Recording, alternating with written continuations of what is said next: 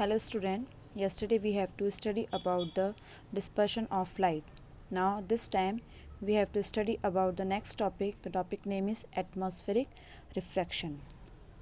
So student, आपने देखा होगा अपन ने पढ़ा था रिफ्रैक्शन के बारे में कि जब जो लाइट है एक मीडियम से दूसरे मीडियम के अंदर जाती है तो लाइट रे क्या हो जाती है, बेंड हो जाती है।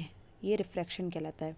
तो एयर क्या है, एयर एक मीडियम है, तो उस वाले मीडियम में लाइट क्या करती है, ट्रैवल करती है और उसका भी खुद का एक अपना रिफ्रैक्टिव इंडेक्स होता है।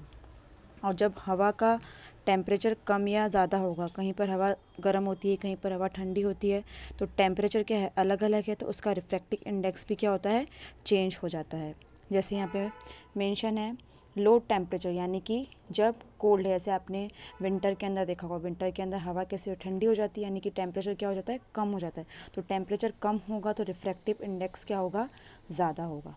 और जस्ट अपोजिट समर के टाइम, जैसे अभी समर की सीज़न चल रहा है, इसमें क्या है, हॉट एयर है, गर्म हवा चल रही है, तो इस कंडीशन के अंदर रिफ्रैक्टिव इंडेक्स क्या होगा, कम होगा। एन किसको डिनोट करता है, रिफ्रैक्टिव इंडेक्स को, जो मैंने आपको प्रीवियस क्लास वीडियो के अंदर बताया था कि sine I upon sine R, जो रिफ्रैक्टिव इंडेक्स जो कांस्टेंट होता है वो यही चीज़ है एन।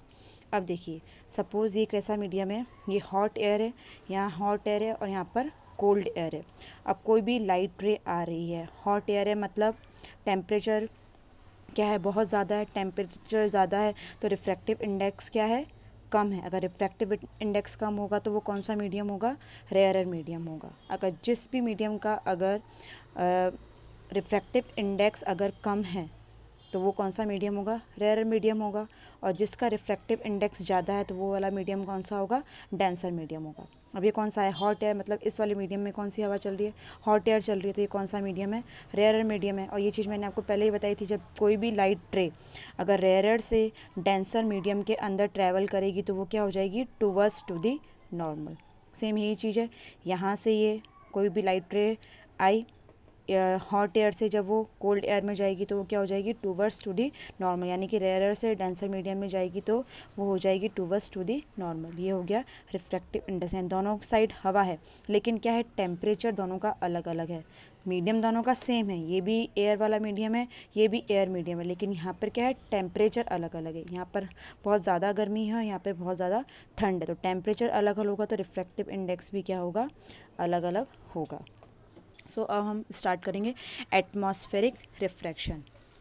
तो सपोज़ स्टूडेंट्स, मान लीजिए कि ये कोई अर्थ है ना, ये अर्थ है और इसके चारों तरफ ये क्या है, हमारा एटमॉस्फेयर है।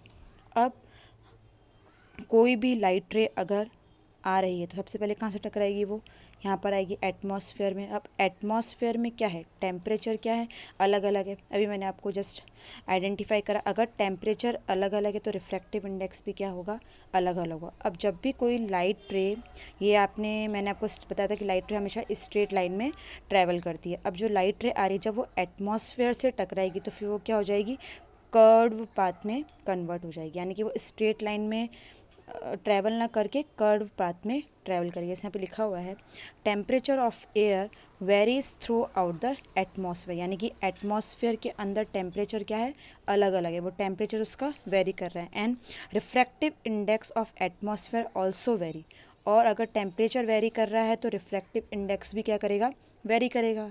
अगर टेम्परेचर बहुत ज़्यादा है तो रिफ्रैक्टिव इंडेक्स क्या है, कम है।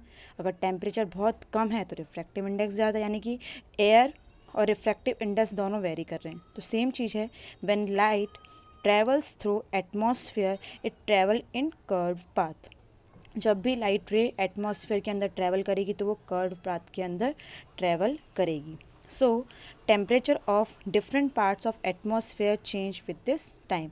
अगर देखो टाइम चेंज हो जाएगा, टाइम के अकॉर्डिंग टेम्परेचर भी क्या होता है, चेंज होगा। अगर सपोज़ यहाँ पर ये लाइट रे आ रही है, जैसे इसने एटमॉस्फेयर में एंटर किया तो वो कर्व पाथ के अंदर ट्रैवल करने लगे। अब सपोज़ कुछ टाइम बाद, हम कुछ 1 सेकंड के बाद या 1 आवर के बाद देखेंगे तो फिर लाइट रे हमें इस डायरेक्शन के अंदर ट्रैवल करती हुई नजर आएगी।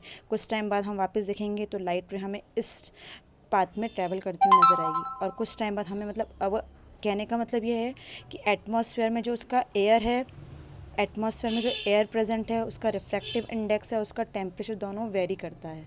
अगर टेम्परेचर बहुत ज़्यादा है तो रिफ्रैक्टिव इंडेक्स बहुत कम होगा, अगर टेम्परेचर कम है तो रिफ्रैक्टिव इंडेक्स बहुत ही ज़्यादा होगा। इसलिए जो लाइट रे है वो इस कर्व पाथ के अंदर ट्रैवल करती है। सो ये तो हो गया, और यही चीज़ कहलाती है एटमॉस्फेरिक रिफ्रैक्शन। अब एक इंटरेस्टिंग चीज़ आपको मैं बताऊंगी, स्टार्स। आपने सुना होगा twinkle twinkle little stars, stars क्यों ट्विंकल करते हैं। So let us look, suppose ये कोई अर्थ है, अर्थ पे कोई यहाँ पर एक पर्सन खड़ा है ना। स्टार्स तो हम बहुत दूर हैं, स्काई में बहुत दूर हैं, तो हमें बहुत दूर दिखाई देते हैं। सपोज़ यहाँ पे कोई पर्सन खड़ा है, रात में हम अगर स्काई में देखते तो हमें बहुत सारे स्टार्स दिखते हैं और वे हमें ट्विंकल करते हुए दिखते हैं। क्यों? और कुछ प्लैनेट्स भी दिखते हैं, जो स्टार्स हैं वो हमें ट्विंकल ट्विंकल करते दिखते हैं। अगर सपोज़ यहाँ कोई पर्सन खड़ा है, अब यहाँ जो स्टार है तो वो हमें, स्टार की एक्चुअल पोजीशन तो ये है ना, एक्चुअल पोजीशन ये। अब जैसे ये एटमॉस्फेयर को क्रॉस करेगा, यहाँ पर्सन की आँख में आएगा तो स्टार यहाँ है। लेकिन क्या होगा, अब क्या है, टेम्परेचर चेंज है, पाथ चेंज हो गया। एक्चुअल में स्टार है यहाँ, लेकिन हमें दिख कहाँ रहा है, यहाँ पर। अब कुछ टाइम बाद, अगर 1 सेकंड बाद हम वापस देखेंगे तो क्या होगा, टेम्परेचर चेंज हो जाएगा। एक्चुअल में पोजीशन उसकी यहाँ है, अब वो हमें थोड़ा यहाँ पे इस कर्व पाथ में दिखेगा, लेकिन एक्चुअल में हमें कहाँ दिखेगा, यहाँ पर हमें वो स्टार दिखाई देगा। फिर कुछ टाइम बाद हम वापस अगर स्टार्स को देखेंगे तो स्टार तो है, यानी कर्व उसका पाथ चेंज हो गया, लेकिन हमें कहाँ दिखाई दे रहा है, स्टार यहाँ दिखाई दे रहा है। यानी एक्चुअल में स्टार की पोजीशन तो यहीं है, स्टार यहीं है, लेकिन वो हमें अलग अलग टेम्परेचर के अकॉर्डिंग, अभी मैंने आपको बताया एटमॉस्फेयर रिफ्लेक्शन, तो एटमॉस्फेयर रिफ्लेक्शन के कारण ही हमें स्टार्स ट्विंकल करते हुए दिखाई देते हैं। एक्चुअल में होते वो यहाँ है, लेकिन वो हमें अलग अलग पोजीशन पे दिखाई देते हैं। क्यों? क्योंकि जैसे ही टेम्परेचर चेंज हो रहा है, पाथ चेंज हो रहा है, तो उसकी पोजीशन भी हमें अलग अलग दिखाई देती है। और स्टार्स क्या होते हैं, साइज़ में बहुत छोटे होते हैं।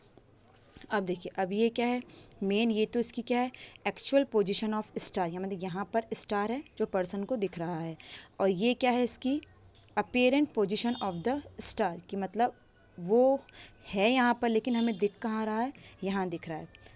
तो stars appear at higher position than their actual position, मतलब जो उसकी एक्चुअल पोजीशन होती है उससे हायर, उससे ऊपर वाली पोजीशन पे हमें स्टार दिखाई देते हैं ट्विंकल ट्विंकल करते हुए। इसलिए स्टार्स तो करते हैं ट्विंकल। और प्लैनेट्स, अब आपने देखा होगा रात के समय हमें स्काई में बहुत सारे स्टार्स दिखते हैं ट्विंकल ट्विंकल करते हैं, और कुछ आपको बहुत बड़ी बड़ी चीज़ प्लैनेट्स दिखते हैं, वो ट्विंकल नहीं करते हैं, और जो हमें दिखाई देते हैं वो साइज़ में बहुत ज़्यादा बड़े होते हैं। तो ऐसा क्यों होता है, क्यों होता है? एक तो क्या होता है कि जो प्लैनेट्स होते हैं ये अर्थ के बहुत ही पास होते हैं, और इनकी साइज़ भी क्या होती है, बड़ी होती है। साइज़ बड़ी होने के साथ में जैसे इनकी पोजीशन चेंज होती है, पोजीशन में शिफ्टिंग बहुत ही कम होती है। अब जैसे यहाँ पर एक प्लैनेट है, यहाँ पे पर्सन है, इसको दिख रहा है, अब यहाँ पर ना होकर थोड़े से पास में वो चीज़ हमें दिखेगी, लेकिन इन दोनों के बीच में जो गैप है वो बहुत ही कम होता है। इसलिए एक्चुअल पोजीशन में हमें प्लैनेट यहीं दिखता है, क्योंकि वो अर्थ के बहुत ज़्यादा पास है। तो हम कह सकते हैं कि planets are closer to earth and are bigger in size, earth के बहुत पास हैं और साइज़ में ही बहुत बड़े हैं।